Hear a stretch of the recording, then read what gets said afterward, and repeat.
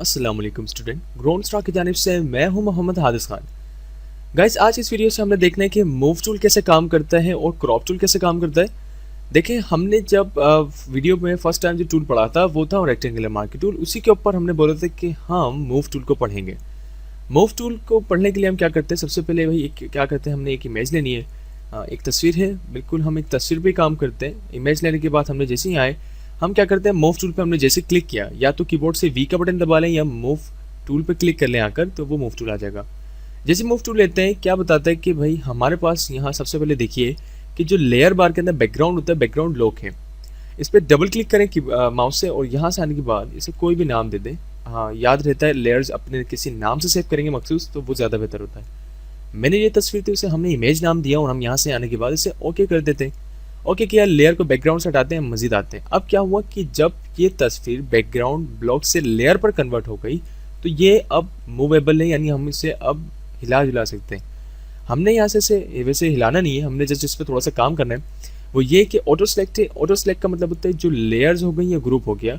जब हम ये लेयर्स पे काम करेंगे तो हम ये समझेंगे कि ऑटो सेलेक्ट क्या होता है। Show transparent controls, show transform controls क्या होता है, सॉरी, शो ट्रांसफॉर्म है, यस। शो ट्रांसफॉर्म कंट्रोल्स में हम क्या करते हैं कि हम जो तस्वीर होती है उसका साइज़ वगैरह एडजस्ट करते हैं। लाइक अगर हम यहाँ क्लिक करें तो देखें इसके 4 कॉर्नर्स आ जाते हैं। हम इसके तस्वीर का जो साइज़ होता है उसको हम एडजस्ट कर सकते हैं। यहाँ हम वापस लाते हैं इसको अपनी जगह पे, हमें बेसिकली नहीं चाहिए, हमने जस्ट इंटर कीबोर्ड से प्रेस किया और यहाँ से ये वाला चेक भी हटा दिया। जो इंपॉर्टेंट चीज़ है वो है क्रॉप की, और मूव के अंदर जो है हमारे पास वो है अलाइनमेंट। अलाइनमेंट को देखने के अलाइनमेंट के अंदर हम कैसे काम करते हैं। क्रॉप टूल लिया, क्रॉप टूल पे जैसे हम क्लिक करते हैं तो देखें यहाँ हमारे पास बेसिकली क्रॉप टूल हमारे पास इस्तेमाल किया जाता है किसी तस्वीर को काटने के लिए या कट करने के लिए, राइट। ये कैसे काम करता है भाई, अगर एक बात करें कि हमारे पास एक तस्वीर है जो कि हमने किसी कैमरे से ली है या मोबाइल फ़ोन से लिया है, किसी स्मार्टफोन से लिया है, और अब हम क्या चाहते हैं कि उस तस्वीर को हम प्रिंट आउट निकलवाना चाहते हैं किसी स्टूडियो से या किसी करीबी जो प्रिंटर वगैरह की शॉप्स होती हैं, या हम उसको निकलवाना चाहते हैं। तो वो निकालने के लिए हमें पहले तस्वीर का साइज़ को समझना ज़रूरी होता है।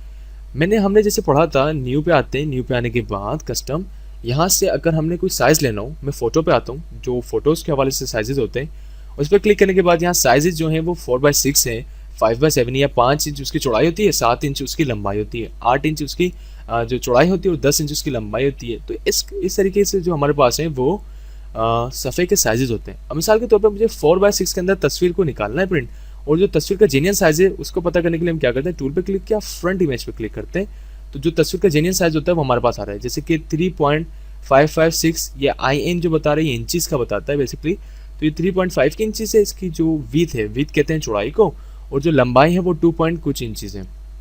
तो इसको अगर हम अपना कस्टमली काटना चाहें तो हम वो क्या करेंगे, क्रॉप टूल पे क्लिक किया, यहाँ से आया, मैं कहता हूँ मुझे 4x6 के अंदर इस तस्वीर को प्रिंट निकालना है, यानी 4x6 में। तो मैंने कहा इसकी जो चौड़ाई हो वो होनी चाहिए 6 इंच और लंबाई जो हो वो 4 इंच हो, क्योंकि देखें आप जो तस्वीर हमारी चौड़ाई में ज़्यादा बड़ी है।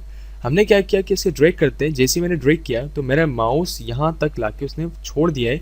उसने बताया कि 4 इंच इसकी यहाँ से लंबाई हो गई है और 6 इंच इसकी चौड़ाई हो गई। हम जैसे कीबोर्ड से इंटर का बटन प्रेस करेंगे और यहाँ से आने के बाद जो जूम टूल है यहाँ से हम फिट स्क्रीन करते हैं, तो आप देखें ये आ रहा है 0, यानी ये 1 इंच, ये मतलब हमारे पास 6 इंच तक, ये देखें राइट तक यहाँ पर आ गया है, ये इंच यहाँ शो हो रहा है। और मूव टूल ले लें हम वापस, और जो इसकी जो लंबाई थी, हाइट थी, वो देखें आप 4 इंच यहाँ बता रहे हैं कि 4 इंच हमारे पास यहाँ तक आ चुका है। यानी इस तस्वीर को हमने साइज़ काट लिया है, और अब हम इसको प्रिंट करेंगे तो बिल्कुल ही एग्जैक्टली 4x6 का जो सफ़ा होगा या उसका जो भी है वो बिल्कुल उतने ही सफ़े पे हमारे प्रिंट आएगी, या जो भी हमने जिस पे प्रिंट करना है।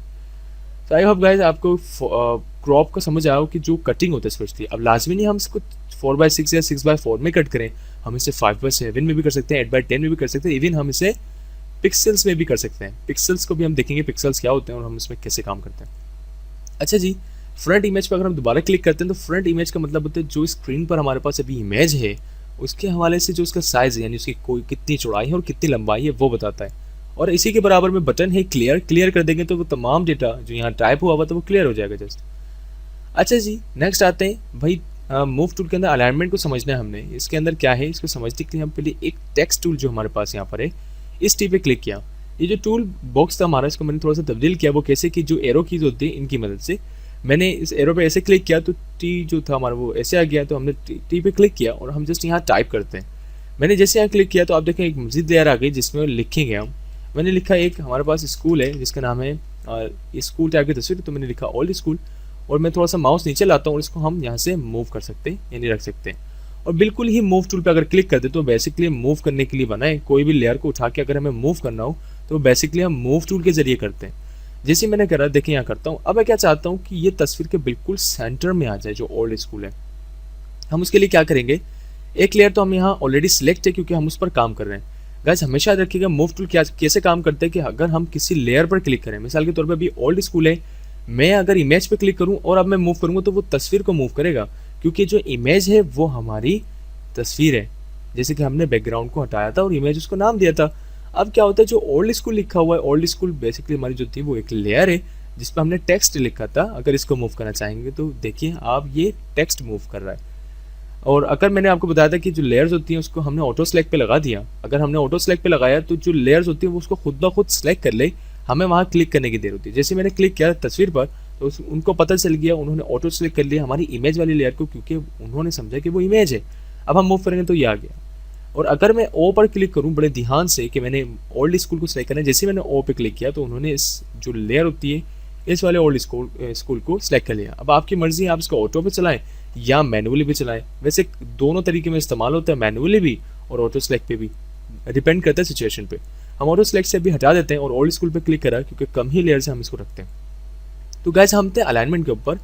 मैंने कीबोर्ड से शिफ्ट का बटन दबा के रखा और इमेज वाले जो हमारे पास यहाँ वो जो लेयर थी उस पर क्लिक किया। जैसे हम क्लिक करते हैं गाइस तो आप देख सकते हैं कि जो दोनों हमारे पास लेयर्स थी वो सिलेक्ट हो गई हैं। सिलेक्ट हो गई तो हम क्या बताते हैं कि सबसे ऊपर ले आओ, आप इसे आप सेंटर में लाओ और इसको सबसे बॉटम यानी सबसे नीचे ले जाओ। यहाँ आते हैं हम अलाइन लेफ्ट, ये लेफ्ट आ जाएगा, ये सेंटर आ जाएगा और ये राइट आ जाएगा। मैंने कहा इससे यहाँ आप सेंटर आ जाएं और यहाँ पर भी आप इसको सेंटर पे अप्लाई करें। तो आप देखो बिल्कुल सेंटर पे आ गया। या मैं कहता हूँ उसको फिर से बुलाएं तो हमारे जो टूल था उसके हवाले से अलाइनमेंट में हमने उसको शिफ्ट के साथ जो पकड़ा था वो वैसे ही हमारे पास स्क्रीन पर आ रहा है। तो ये होता है भाई मूव टूल और वो होता है crop tool. I hope guys आपको ये दोनों टूल्स भी वाज़ेह तौर पर समझ आ गए होंगे। नेक्स्ट वीडियो में हम मजीद मिलते हैं अपने नेक्स्ट टूल्स के साथ। आज के लिए खुदा हाफिज़।